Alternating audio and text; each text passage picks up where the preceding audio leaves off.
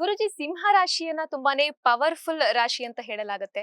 So 2025ನೇ ಇಸ್ವಿ ಈ ರಾಶಿಯವರಲ್ಲಿ ಯಾವ ರೀತಿಯ ಬದಲಾವಣೆಗಳನ್ನ ತರಬಹುದು ಅಂತ? ಸಿಂಹ ರಾಶಿ ರಾಶಿಯಲ್ಲೇ ಹೇಳುತ್ತೆ. ಸಿಂಹ ಅಂದ್ರೆ ಏನು? ನಾನು ನಾನತ್ವ ಅನ್ನೋದು ತೋರಿಸುವಂಥದ್ದು. ಅಂದ್ರೆ ಹ್ಮ್. ಸುಮ್ಮನೆ ಅಂತದಲ್ಲ, ಅದ್ರ ಗತ್ತೆ ಹಂಗಿರುತ್ತೆ. ಯಾರೋ ಒಂದ್ ಚೂರು ಕಷ್ಟ ಅಂದ್ರೆ ಇಮಿಡಿಯೇಟ್ಲಿ ಹೋಗಿ ಎಬ್ಬರಿಸುವಂತ ರಾಶಿ ಅದು. ಮತ್ತೆ ಯಾರೇ ಒಂದು ಕೆಟ್ಟದ್ ಮಾಡ್ಲಿ ಇಮಿಡಿಯೇಟ್ಲಿ ಹೋಗಿ ಇದನ್ನ ಸರಿ ಮಾಡೋಂಥ ರಾಶಿ ಅಂತ ಹೇಳ್ತೀವಿ. ಜೊತೆಗೆ ಸ್ವಲ್ಪ ಕೋಪವೂ ಸಹ ಸಿಂಹ ರಾಶಿಯವರಿಗೆ ಹೆಚ್ಚಾಗಿರ್ತದೆ. ಮತ್ತೆ ಈ ಸಿಂಹ ರಾಶಿಗೆ ಅತಿ ಅದ್ಭುತವಾದಂತಹ ಸಮಯ ಬಂದಿದೆ. ಈ ಒಂದು ಯುಗಾದಿಯ ನಂತರ ನಮ್ಮ ಒಂದು ಧಾರ್ಮಿಕ ವಿಚಾರಗಳ ಬಂದಾಗ ಯುಗಾದಿಯನ್ನ ನಾವು ವರ್ಷ ಭವಿಷ್ಯ ವರ್ಷ ಆದಿ ಅಂತ ಹೇಳ್ತೀವಿ. ತದನಂತರ ಸಿಂಹರಾಶಿಯವರಿಗೆ ಅದ್ಭುತವಾಗಿರುತ್ತದೆ.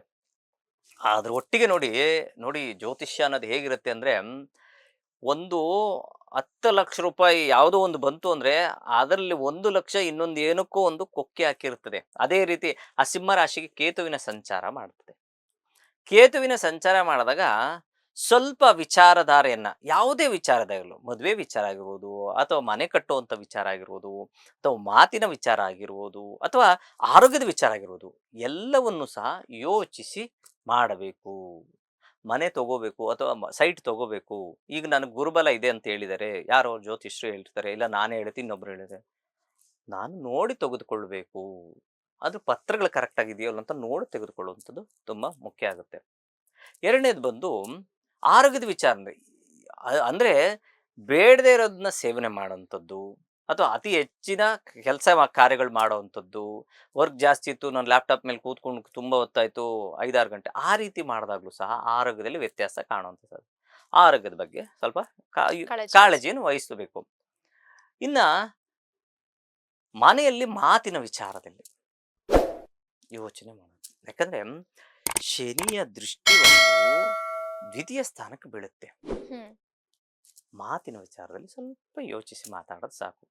ಇದಿಷ್ಟು ಮಾಡಿದ್ರೆ ಅದ್ಭುತವಾದಂತಹ ಫಲವನ್ನ ಖಂಡಿತ ಸಿಂಹರಾಶಿಯವರು ಅನುಭವಿಸ್ತಾರೆ. ಯಾವ ರೀತಿಯಾದಂತಹ ತಂಟೆ ತಕರಾರು ಇರೋದಿಲ್ಲ.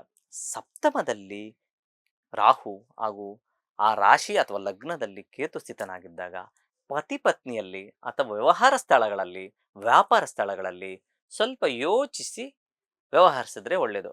ಏನೋ ಗಂಡ ಹೆಂಡತಿ ಪತಿ ಪತ್ನಿ ಸುಮ್ಮನೆ ಸಣ್ಣ ಪುಟ್ಟ ವಿಚಾರಗಳಿಗೆ ಗಲಾಟೆ ಆಗ್ಬಿಡುತ್ತೆ. ಇಲ್ಲ ಇದ್ದಕ್ಕಿದ್ದಂಗೆ ವ್ಯಾಪಾರಸ್ಥರಿಗೂ ಇವ್ರಿಗೂ ಸ್ವಲ್ಪ ಮುನಿಸು ಬರುವಂಥದ್ದು. ಅದನ್ನ ಮಾಡ್ಕೋಬಾರ್ದು ಅಂದ್ರೆ ಆರಾಮಾಗಿರ್ಬೇಕು. ಕೂಲಾಗಿ ಹ್ಯಾಂಡಲ್ ಮಾಡಿದ್ರೆ ತುಂಬಾ ಒಳ್ಳೆಯದು. ಮಿಕ್ಕೆಲ್ಲ ವಿಚಾರದಲ್ಲೂ ಖಂಡಿತ ಶುಭ ಫಲಗಳನ್ನ ಅನುಭವಿಸ್ತಾರೆ. ಸರಿ ಗುರುಜಿ. ಆರೋಗ್ಯವೇ ಭಾಗ್ಯ ಅನ್ನೋದು ಗೊತ್ತೇ ಇದೆ ಎಲ್ರಿಗೂ. ಸೊ ಈ ಸಿಂಹ ರಾಶಿಯವರಿಗೆ ಆರೋಗ್ಯದಲ್ಲಿ ಸ್ವಲ್ಪ ಏರುಪೇರು ಆಗ್ಬೋದು ಅಂತ ಹೇಳ್ತಿದ್ದೀರಿ. ಸೊ ಆರೋಗ್ಯನ ವೃದ್ಧಿಸ್ಕೊಳ್ಳೋಕೆ ಯಾವ ದೇವರ ಮೊರೆ ಹೋದ್ರೆ ಉತ್ತಮ? ನೋಡಿ, ಸಿಂಹರಾಶಿಗೆ ರವಿ ಭಗವಾನರೇ ಅತ್ಯಂತ. ನೋಡಿ, ಸೂರ್ಯ ಹುಟ್ಲಿಲ್ಲ ಅಂದ್ರೆ ಪ್ರಪಂಚ ಇಲ್ಲ ಅಂತ ಹೇಳ್ತೀವಿ. ಹೌದು. ಆ ಕಾರಣದಿಂದ ಆರೋಗ್ಯ ಕಾರಕನೂ ಸಹ ಸೂರ್ಯ. ಆ ರಾಶಿಗೆ ಅಧಿಪತಿನೂ ಸಹ ಸೂರ್ಯ. ಗ್ರಹಾಣಾಂ ಆದಿರಾದಿತ್ಯ ಲೋಕರಕ್ಷಣ ಕಾರಕ ವಿಷಮಸ್ಥಾನ ಸಂಭೂತಾಂ ಪೀಡಾಮರ್ತು ಮೇ ರವಿ. ರವಿಯ ಒಂದು ಮಂತ್ರ ಇದು ಪೀಡಾ ಪರಿಹಾರ ಮಂತ್ರ. ಇವೆಲ್ಲ ಹೇಳಕ್ಕಾಗಲ್ಲ. ಓಂ ಹ್ರಾಂ ಹ್ರೀಂ ಹ್ರೌಂ ಸಹ ರವಿಯೇನ್ ನಮಃ. ಸೂಪರ್ ಆಗಿರುತ್ತದೆ ಈ ಮಂತ್ರವನ್ನು ಪಠನೆ. ಲಗ್ನದಲ್ಲೇ ಕೇತು ಕೂತ್ಕೊಂಡಿರೋದ್ರಿಂದ ಅಂದ್ರೆ ಸಿಂಹ ರಾಶಿಯಲ್ಲೇ ಕೇತು ಕೂತ್ಕೊಂಡ್ರಿಂದ ಮಹಾನ್ ಭಾವನಾದಂತಹ ಗಣಪತಿಯ ಆರಾಧನೆ ಯಾವ್ದಾದ್ರು ಸರಿ ಗಣೇಶನ ದೇವಸ್ಥಾನಕ್ಕೆ ಹೋಗಿ ನಮಸ್ಕಾರ ಮಾಡ್ಕೊಂಬರೋದು.